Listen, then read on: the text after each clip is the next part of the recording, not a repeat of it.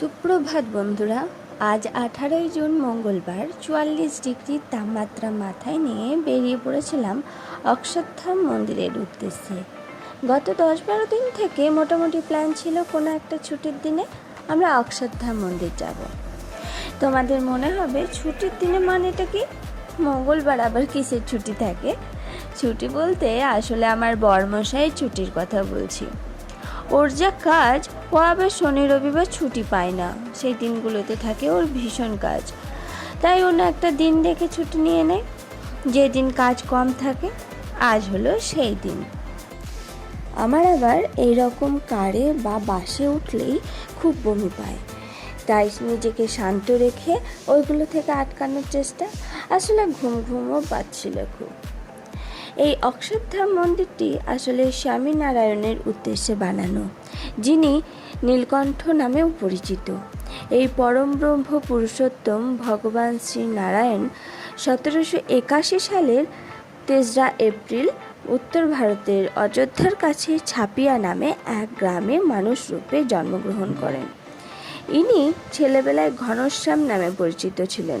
1792 সালে 29 জুন নীলকণ্ঠের পরিচয় নিয়ে গৃহত্যাগ করেছিলেন, মানুষের কল্যাণের উদ্দেশ্যে, মানুষের অহিংসার উদ্দেশ্যে।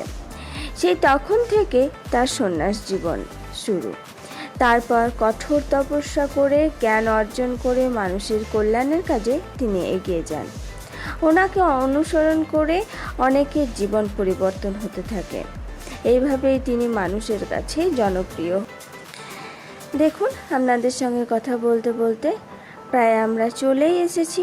ওই যে দূর থেকে দেখা যাচ্ছে, ওইটাই হলো অক্ষরধাম মন্দির।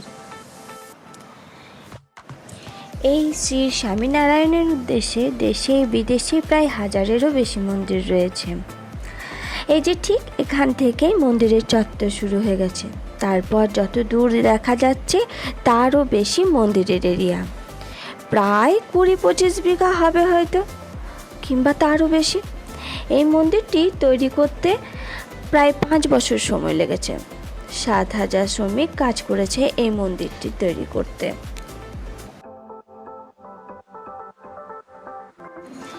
উফ, কি রৌদ্র বাবু!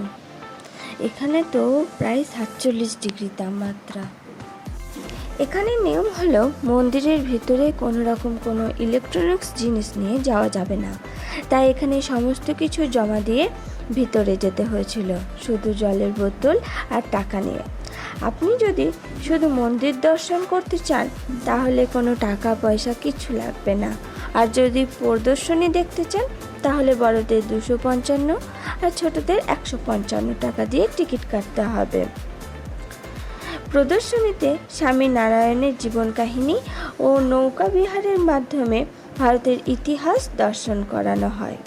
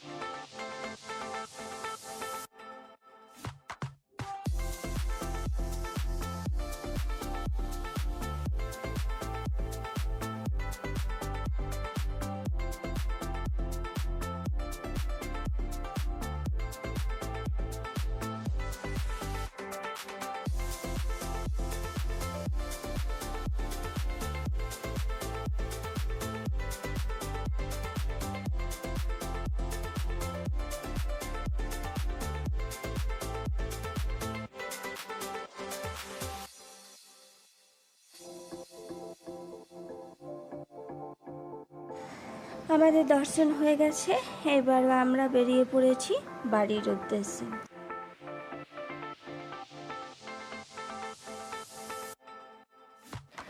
যারা যারা দিল্লি বেড়াতে আসবেন ভাবছেন তাদের উদ্দেশ্যে বলছি, এই মন্দিরটি অবশ্যই একবার ঘুরে যাবেন।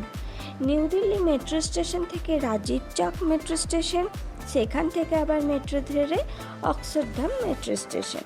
অক্ষরধাম মেট্রো স্টেশন থেকে বেরিয়েই 400 মিটারের মধ্যেই পড়ছে এই মন্দিরটি। মন্দির চত্বরে রয়েছে ক্যান্টিন, সেখানেই আপনি খাবার পেয়ে যাবেন। বাইরে থেকে কোনো রকম কোনো খাবার অ্যালাউ নেই। এবার আমরা ফিরবো মেট্রো ধরে, তারপর ফিরবো অটো করে। বাড়ি ফিরতে আমাদের প্রায় রাত্রি 9টা বেজে গেছিলো। এত গরমে সারাদিন কন্টিনিউ হাঁটার পর আমাদের রাত্রির খাবারে বানিয়েছিলাম ওই যে 2 মিনিটের ম্যাগি আর ডিম সিদ্ধ। যদিও 2 মিনিটে ম্যাগি হয়নি, অনেকটাই টাইম লেগেছিল। চলুন তাহলে ভিডিওটা এখানেই শেষ করি। শুভরাত্রি।